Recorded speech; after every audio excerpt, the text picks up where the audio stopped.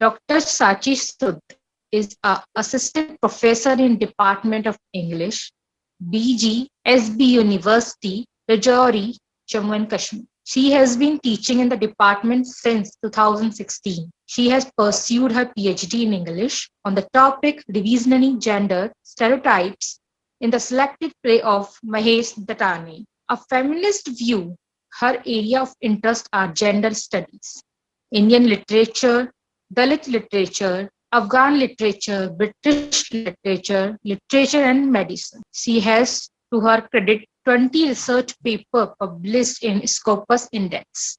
Grammar for Little Learning Books, Dalit Literature, A Brief History. She has also published 18 chapters in different anthologies and ISBN books. She also prepared over 30 papers in national and international conferences. Also attended number of faculty development programs organized by different colleges and universities. She has supervised 2 PhD and 1 MPhil scholar. Currently, she is supervising 3 PhD scholars under her supervision. She is a member of Elatile and reviewer of 2 peer-reviewed international journals. Thank you, ma'am, for joining with us.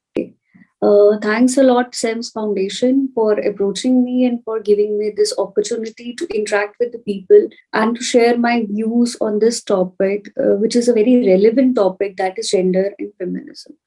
So I will be sharing my slides with you people, and I will be discussing the slides in detail. Gender studies and feminism. As you have seen that I have divided my today's webinar into 2 sections. One is gender studies and other is feminism. So I will be starting from the roots of gender studies, the basic terms that are amalgamated in this huge umbrella that is gender studies. So I have divided my this PPT into 3 particular tenets. First is sex, second is gender, and third is feminism. So first of all, I will be concentrating on the word sex. Like so many feminist sociologists suggest that there is a need to understand and there is a dire need to distinguish between the 2 terms, sex and gender. And it is very pertinent according to our contemporary society to make them an indispensable part of our academic discourses and writings. So first of all, I will be focusing on this particular word sex. So in a broader way, when we talk about sex, it refers to the biological and physiological difference between male and female sex. The term sex is a physical differentiation between the biological male and the biological female. Thus, when an infant is born in a hospital or at some other place, the infant comes to be labeled as boy or girl depending on his or her sex. So the genital differences between male and female is the basis of such characterization. However, it has been argued since ages that having been born into one sex or another, individuals are then socialized according to specific gender roles and expectations. So then I have talked about Judith Butler. The previous things that I've discussed about gender is a general notion that we all talk about, like if the body is possessing the male genital organs, then the body is designated as boy, belonging to male sex. And if a body is having female genital organs, then that body is designated as female. But Judith Butler has something else to talk about it. Judith Butler, who is a very famous, contemporary feminist, she argues that sex is not just an analytical category, but a normative category as well, which means that Butler wants to say that sex itself becomes a social category. It is not a biological category anymore. It has been designated as a social category by our society, by we people, because we create society. This means that the distinction between male and female is a social distinction made by the society. That is, it is a social construction. It further stipulates that men and women ought to be what they are, but it also stipulates that what men and women ought to be. It formulates rules to regulate the behavior or to control the behavior of men and women in the society, that how they should behave. So from this step, that how they should behave, there is the birth of a new term that is called as gender. So I have written here one quote by Simone de Beauvoir. Simone de Beauvoir is again a contemporary feminist, and who is very famous for writing a book titled as The Second Sex, which is also considered as the Bible of feminism. So I have taken this quote from that particular book. I quote, "One is not born, but rather becomes a woman," I unquote, which further throws light, or which further illustrates the process from which a girl who is born with female genital organs is further socialized into a woman, and how a male that is born with male genital organs is socialized into being masculine. So, gender. Anne Oakley is a very famous sociologist, and the people who are connected to gender studies, they must be knowing about Anne Oakley. So Anne Oakley, in her book Sex, Gender and Society, and Anne Oakley was the first sociologist who basically differentiated between sex and gender, because before that, sex and gender were amalgamated with each other. There used to be no distinction between sex and gender, but Oakley created a clear line of demarcation between sex, gender, and how society creates or molds sex and gender according to its own needs. So Anne Oakley was the first sociologist to differentiate between sex and gender, and she explores the term gender. So, in simple terms, gender explains the differences between men and women in social terms as men, and as what a man can do or what a man has to do, as a woman, or what a woman can do or what a woman cannot do.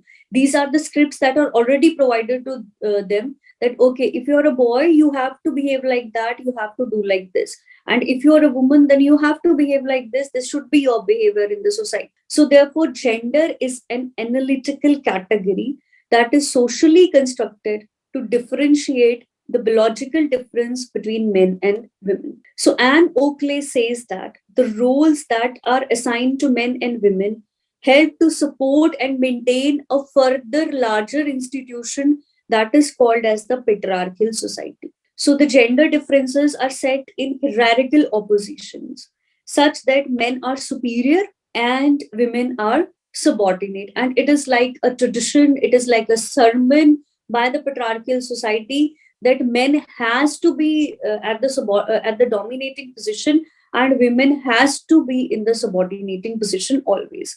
So then I have talked about Judith Butler, because she's a writer of a very famous book that is called as Gender Performativity, and she has given a very famous term of performativity in her particular book.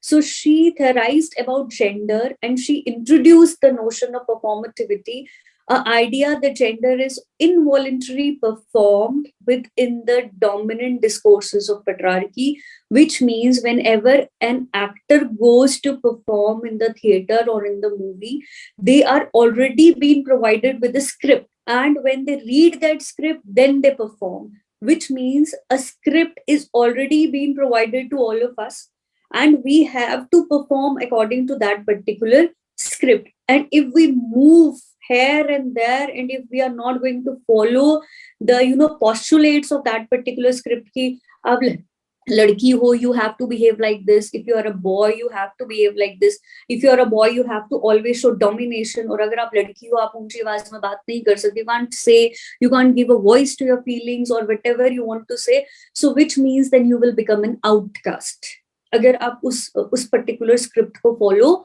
नहीं करते. So she gave the concept of performativity, that there is always a gender wardrobe. एक आपके सामने is already provided a gender wardrobe. You have to pick the color, you have to pick the behavior, you have to pick your profession from that particular gender wardrobe. And the people who are not going to stuck themselves to that particular gender wardrobe, they are called as outcast, they are called as abnormals, they are called as perverts.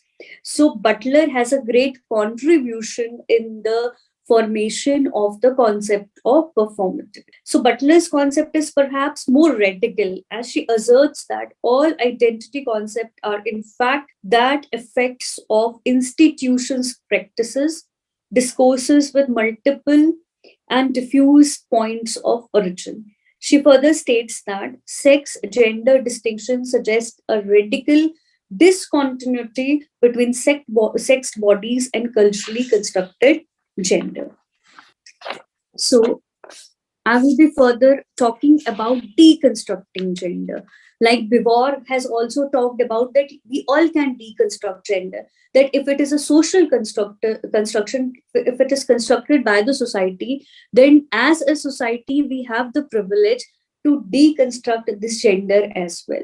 So further, I'm going to discuss or I'm going to talk about that when we rethink about gender categories, it is very necessary to look at sex and gender as conceptually distinct as traditionally when we read different books from history, when we read Aristotle, when we read Plato, or when we read so many sociologists, what they have instigated on that there is a dire relationship between sex, gender, and sexuality, which means if a person is born in male sex or is born with male genital organs, then he has to perform a masculine gender and he has to be attracted to opposite sex, which means he has to perform heterosexuality. And if a person is born in male sex, he cannot perform feminine gender and he cannot get attracted to his own sexual partner. So, this is a traditional view that has been transferred from centuries to the contemporary generation. But now, the sociologists, the feminists, they all are talking about deconstructing this traditional concept of gender, that there is no relationship between sex, gender, and sexuality. So, for an individual, the components of gender are the sex category assigned at birth. So, what these gender categories are going to provide us, or what they provide us, first is a gender identity. That okay, you are born with the female sex organs, then you have to perform a feminine identity, which means you have to be polite, which means you have to be docile, which means you are not logical, you are not radical, you are born with irreasonable mind. And that has also been propagated in 5th and 6th century by Aristotle himself, that the brain size of female is lesser than the brain size of males. And from that particular time this notion has been propagated. That and moreover, it is a very recent thing that most of the universities in the Europe, they were not offering radical courses like mathematics, science to the female sex, because it has been continuously spread, or it has been constantly fed in the mind of the society that females cannot do mathematics, they are illogical creatures, they are not quick in driving, they cannot be pilots, they can only be teachers, or they can be beauticians, they can be good cooks, because there not much logic is required. Then second, this gender category provides a gendered sexual orientation, like I have already discussed, that you have a sexual inclination. Like if you are born as a female, then you have a then you have a sexual orientation towards the other gender. And if you are masculine, if you are performing masculine gender, then you should have a sexual inclination towards the other gender. So marital and procreative status, then gendered personality structure that I have already discussed, that okay, you are a female, you can't laugh loudly in the society, you have to walk like this, you have to portray yourself as a sex object also, you always have to be dressed beautifully, because at the end of the day you have to win a partner. So and it is very common that gender category provides something or some type of subordination domination concept at work and family roles also. So all these social components are supposed to be consistent with one's biology, that they are indispensably related to your biology, that if you are female, then this blah blah blah, these are the categories that you have to fit in.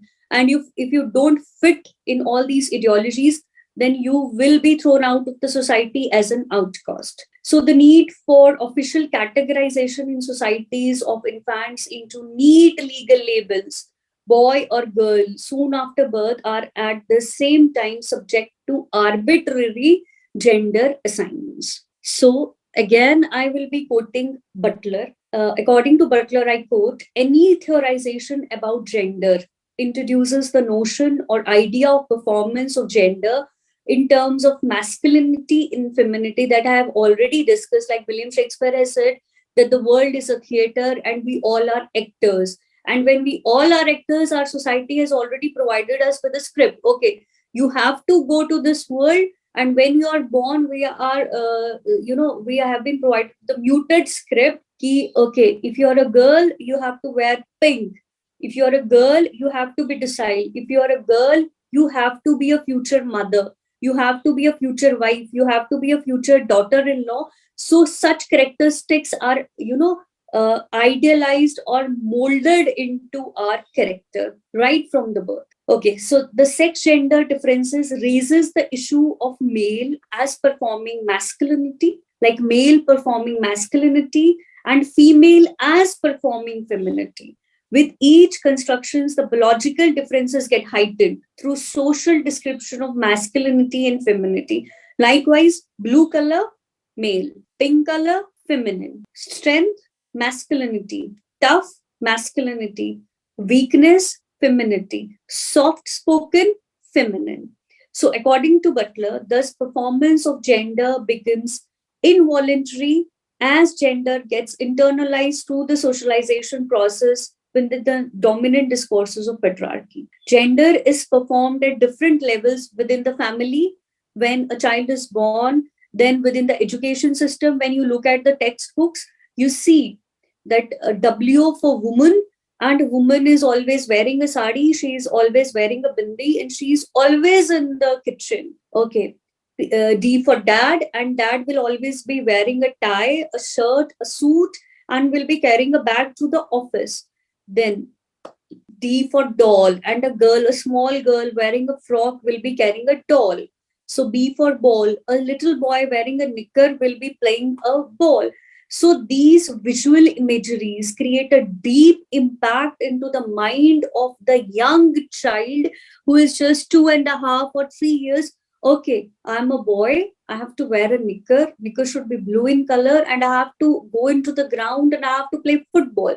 And that stereotyping is also created in the mind of a girl who is also 2 or 2.5 years old. When she is reading that book, you tell him, okay, D for doll, and a girl who is wearing a pink frock will be carrying doll, and she's playing with the kitchen set, which means that she creates a visual imagery in her mind already, that okay, I have to stay inside the home. So that concept of private and public domain is instigated in the mind of the child right at the time that you are giving a book to the child, when he or she is at the pre-nursery level.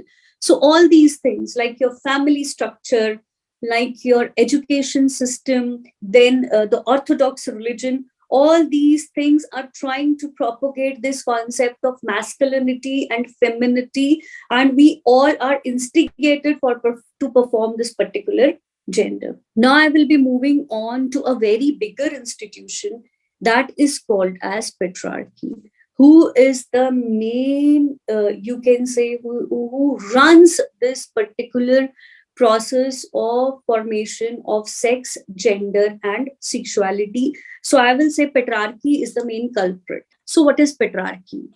Generally, when we talk about patriarchy, so when we translate it into English, patriarch means the absolute rule of the father, or in the other terms, you can say the eldest male member in the family. So patriarchy is thus the rule of the father over all in the family, over all women in the family, and also over younger male, socially and economically subordinated means. So patriarchy in our families in Indian society runs through two systems. One, the elder male rules the females, all the females, irrespective ki wo kis age ki hai. Then the elder males will rule the younger males, that whatever the decision that has been made by the father or the grandfather in the patriarchy, that cannot be denied by the younger males of the family, because they are socially and economically subordinated males. So patriarchy is equally harmful for males, and it is equally harmful for females also. So the patriarch is typically a societal elder who has legitimate power over others in the social unit. And if I will do it into more simpler terms, I will say it is the male domination, it is the male prejudice, or it is the male power. It automatically privileges men over women, such that women have little or no claim to material, sexual, and intellectual power. That is, in a patriarchal society, in a patriarchal resources of the society struggle to get education. Women have to struggle to be educated, to have property, or to make choices regarding marriage or education, or even the simpler areas of life. So for men, these resources are a matter of right, that okay, to male ho, so it is your right to get all these privileges. And if you are a female, the choice is not provided to you. And these choices at a very smaller level, even though in our lives, they have a effect in our life at a very deeper manner. So in a very general way, patriarchy today is a very catchword that describes the different ways in which society discriminates against women. So next slide that I have made is, how do men control women in a patriarchal system, or what are the different agencies through patriarchy runs. First is women's productive and labor work, which means that men control women's productivity both within the household and outside in paid labor work. There is a very famous feminist writer by the name Sylvia Valbe, who has written a good book, Patriarchy at Work, where she has, dug deeper into the concept of patriarchy, what is patriarchy, how this big institution runs. So she calls this as the patriarchal mode of production, where women's labor is expropriated by husbands and others who live there. Housewives are called as producing class, and husbands are the expropriatory class. So second is women reproduction. They can't decide how many children they want. They don't have the decision to terminate pregnancy, whether to use contraceptives. Like in some countries, state control family planning, like in Europe, women are lured to bear children by having long paid maternity leaves, childcare facilities, and opportunities for part time jobs also. Then, if we talk about women's sexuality, moral and legal regulation exists to restrict the expression of women's sexuality, both inside and outside marriage. While male promiscuity is often condoned, we see it is a very common thing: rapes, threat, shame, honor killing, family honor, female mutilated in the name of the honor of the family. So all these things owe to patriarchy. Then women's mobility, that women are not allowed to go from their own city to other city to get education, and it is it is a hereditary right of a male, that तुम्हें कहीं भी पढ़ने जाना है, you can go. तुम्हें कहीं भी नौकरी करने जानी है, you can go. You want to settle anywhere, you can get settled. But all these things are hindrances for a woman, that you cannot leave your city for education, you cannot leave your city for job, you cannot leave your own for getting settled in some other city. वो तभी होगा when you will get married to a person. अगर उसका settlement कहीं और है, तो you have to go with her. Then property and other economic resources. Most of the property and other productive resources are controlled by men and are passed on from father to son. Even in societies where women have legal rights to inherit property, customary practices, social sanctions, emotional pressures from the family, कि ये तो बेटे का birth right है, तुम तो दूसरे के घर हो, you will get their property. So these emotional pressures prevent them from acquiring control. Now there is a dire need for gender equality. So what is gender equality? Why it matters? This is a very important part, not only of feminism, not only of gender studies, but of our daily life. So when I teach my students in the class, what I say is this theory is never going to be finished. This is a theory that is evolving day by day. Any other theory can become redundant or dead, but gender equality or gender studies or feminism is something that is taking a new shape every day, because there are different oppressions that are emerging on a daily basis. There are different type of, you can say, domination strategies that have been adopted by the patriarchy, and there are newer and newer ideologies or the weapons that are used by patriarchy, and that is why the feminism is evolving day by day. So what is gender equality? So firstly, I will be talking about facts and figures. Then I will be moving on ki dekh lo, these facts and figure, have a look at these facts and figures. Then we all will talk about gender equality, that there is a dire need of the present times, that we all need gender equality. Globally, 26% of ever partnered women. So this is a data that I have taken from the Sustainable Development Goals Report 2022, and this is a very recent data. Aged between 15 and older, approximately 641 million women have been subjected to physical or sexual violence by a husband or intimate partner at least once in a lifetime. And these things have been exaggerated during the COVID process. Then in 2021, survey conducted in 13 countries, where 40% of women reported that they or a women they know in their close vicinity have experienced some form of violence since COVID, not only during COVID, but after COVID also. In 2021, nearly 1 in 5 young women were married in childhood, which means we are still practicing that childhood marriage, respectively in Southern Asia and Sub Saharan Africa. At least 200 million girls and women have been subjected to female mutilation, and it is very common in African countries that female genital organs are mutilated, mainly in 3 countries. Only 15 out of 52 reporting countries included sufficient provisions in their legal frameworks to protect women's right to land. In 2019, women only held 28% of managerial positions worldwide. Globally, 24% of adolescent girls aged 15 to 19 are not in education, employment, or training, compared to 13% of boys of the same age. In 2021, three quarters of new HIV infections among adolescents aged 10 to 19 occurred among girls worldwide. Maternal health conditions, hemorrhages, sepsis, obstructed labors were the second leading cause of death among girls aged 15 to 19. Self harm, suicides, is the third leading cause of death among adolescent girls aged 15 to 19 worldwide. So, why gender equality? Goal. So, the goal of the society should be to achieve gender equality and empower all women and girls. Why? Firstly, I will be focusing on this particular, that why gender equality is required, because the answer is very clear. Females represent half of the world's population. Half of the world populations means half of the potential and half of the human resource lies within women. So today, gender inequality persists everywhere and stagnates social progress.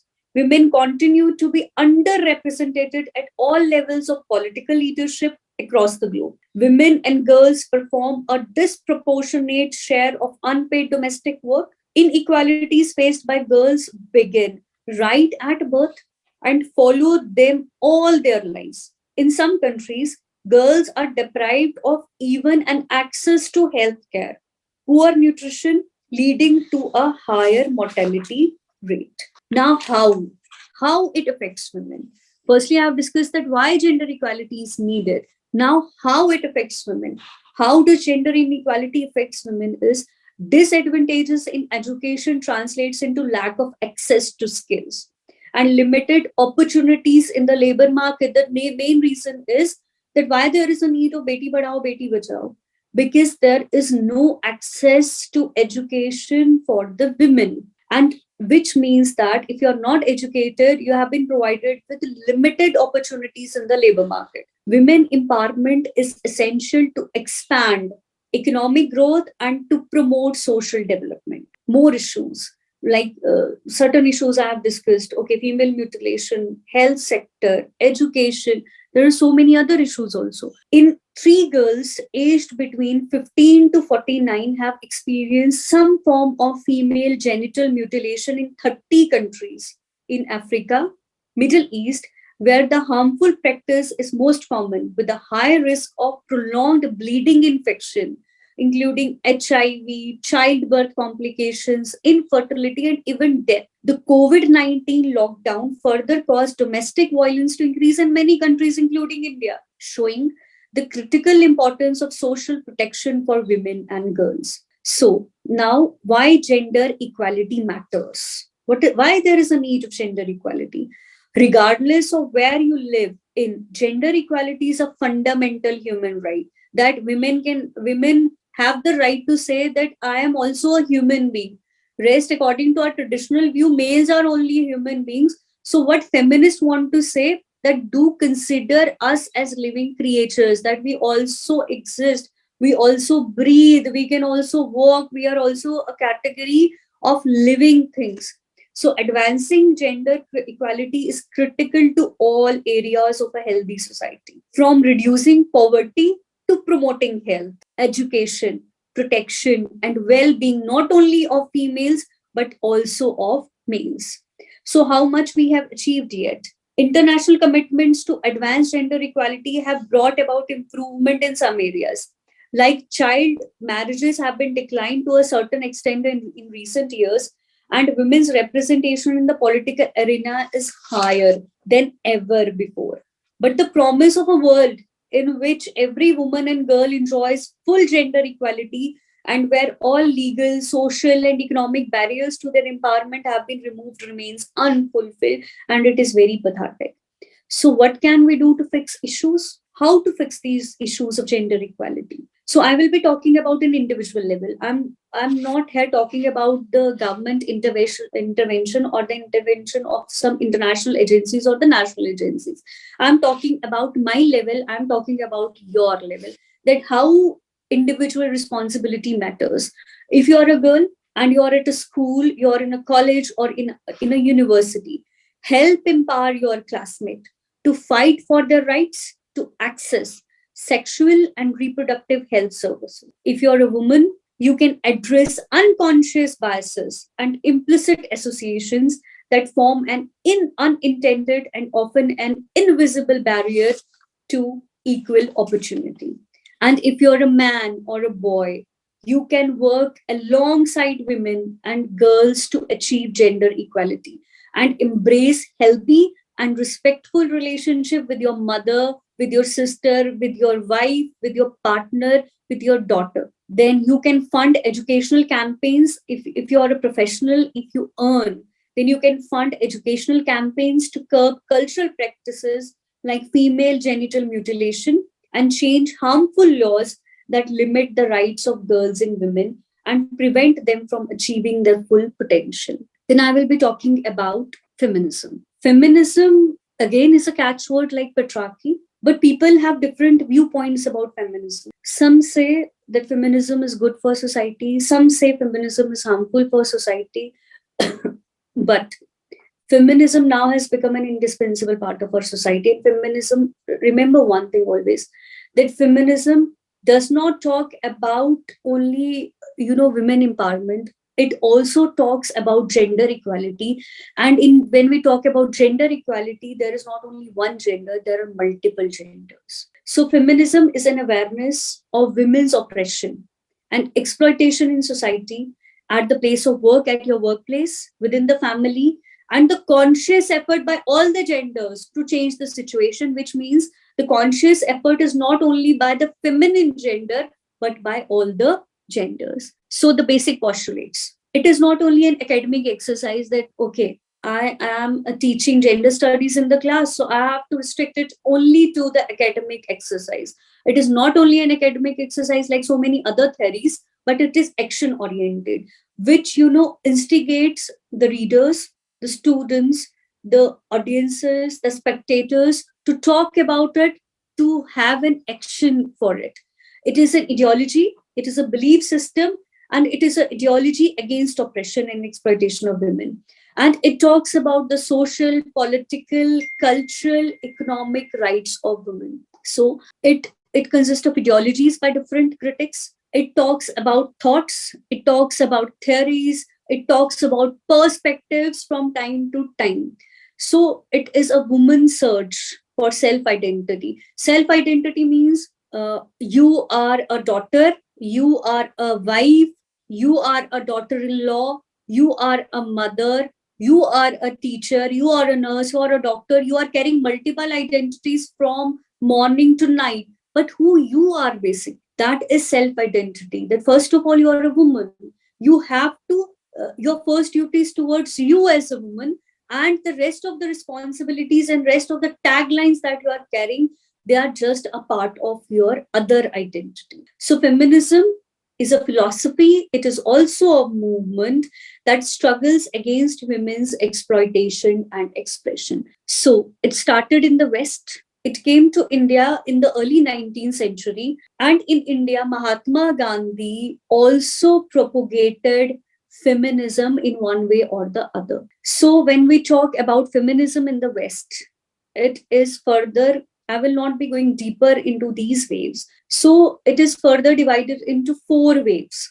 First wave, second wave, third wave, and fourth wave that is still going on. That is post feminism. So, first wave, 1848 to 1920, it focused on basically voting rights. Because in the West and in so many countries around the globe, women were debarred from having a voting right. औरतों को vote करने का हक ही नहीं था. औरतों को बुजुर्ग, that the elders who were over the age of 70, and the children, all these three categories were put into the category of the illogical creature कि औरतों के पास भी दिमाग नहीं है, एल्डर्स के पास भी नहीं है, बच्चों के पास भी नहीं है, इसीलिए उनको राइट टू वोट जो है वो नहीं है. सो 18th century gave a boom to right to vote, to education, to employment, to marriage laws, that there should be changes in the marital laws कि male has the power to get divorce, लेकिन औरत के पास वो power ही नहीं है कि how it doesn't matter how much domestic violence she is facing,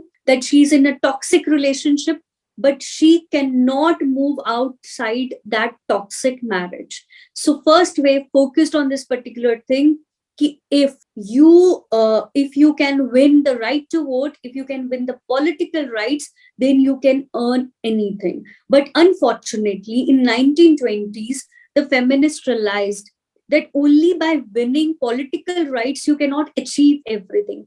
You cannot get back your self identity that you have lost since the time of your birth. So there came the birth of the second wave of feminism. Second wave of feminism, the slogan of second wave of feminism was personal is political. कि personal कुछ भी नहीं है, घर में मार खाना personal नहीं है, प्रॉपर्टी ना ट्रांसफर होना पर्सनल नहीं है, रिप्रोडक्टिव राइट्स ना होना पर्सनल नहीं है, nothing is personal, everything is political.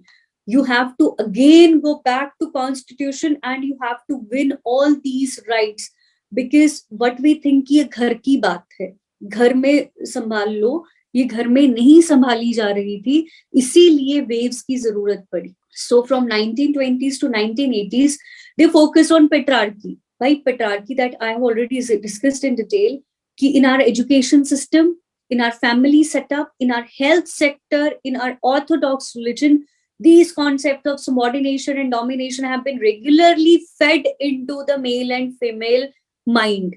So patriarchy, gender-based violence, that you have to legalize abortion, you have to legalize the control of women over her body, and birth control were the main prerogatives of the second wave of feminism. फिर 1980s में there was a realization of one thing कि भाई हमने political rights भी ले लिए, हमने gender rights भी ले लिए, अब क्या कमी है? Why there is something that we have not achieved? There came the birth of third wave of feminism in 1990. Intersectionality. Intersectionality means the first two waves have not included the black women. They have not included the Dalit women. They have not included the lower class women. But third wave talked about this thing that we all are women, irrespective of caste, color, creed, race, or class. from whatever class you are, from whatever color you are, from whatever race you are, we all are women. And this is intersectionality, that we have to include all the women from the world, chahe wo India se hai, chahe wo Britain se hai, chahe wo Germany se hai, because we all are women. So it talked about sisterhood concept, that there should be change in stereotypes. Why there is a preconceived notion in the mind of the male and the female? Okay, you are male, you have to behave like this. You are a female, you have to behave like this. There should be a change in the stereotypes. Then media portrayal. Why women are always portrayed as sex objects? You look at the ad of Rajnigandha.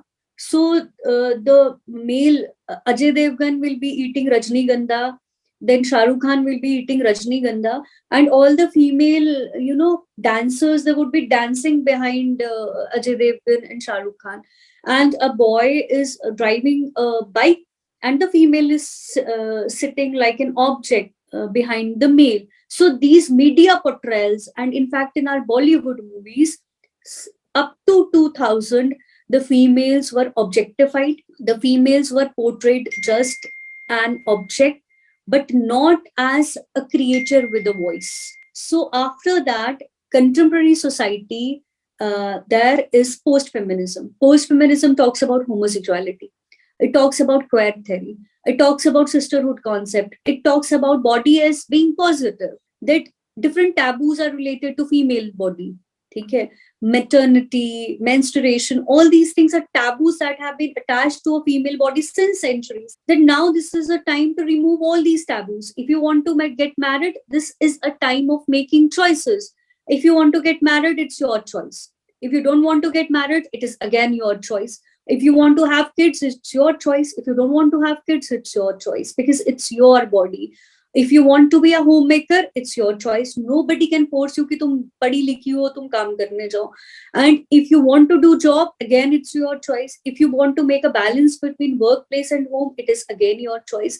Which means post-feminism is talking about making choices. And when you will make your choice, which means you are deconstructing the gender norms. So the last slide is types of feminism. Different waves and different eras of feminism have given birth to different types of feminism. First is liberal feminism, is individualistic form of feminist theory, which focuses on women's ability to maintain their equality through their own actions, through their own choices. They argue that society holds the false belief that women are by nature less intellectual and physically less capable than man, so we have to show our individuality. Second is socialist feminism. It focuses upon the both public and private sphere of a woman's life and argues that liberation can be achieved by working to end both economic and cultural sources of oppression. Then radical feminism, it is a logical feminism. It seeks to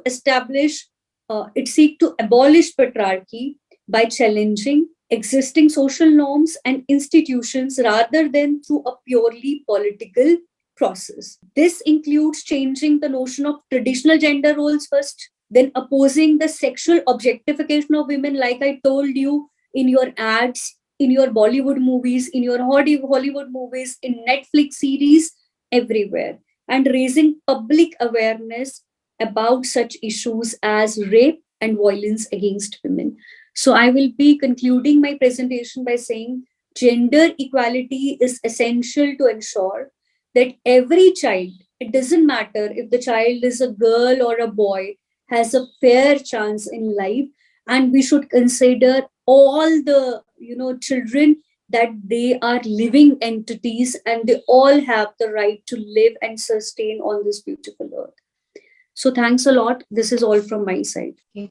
Thank you, everyone. Thank you, ma'am, for such a wonderful session and for your time also. And also, candidates appreciating you in a chat box. That it's an interesting session. Okay. Thanks a lot for inviting me for this beautiful session. And it was really a very good opportunity for me to express my views on this particular topic. Thank you. Thank you, everyone. Okay, thank you.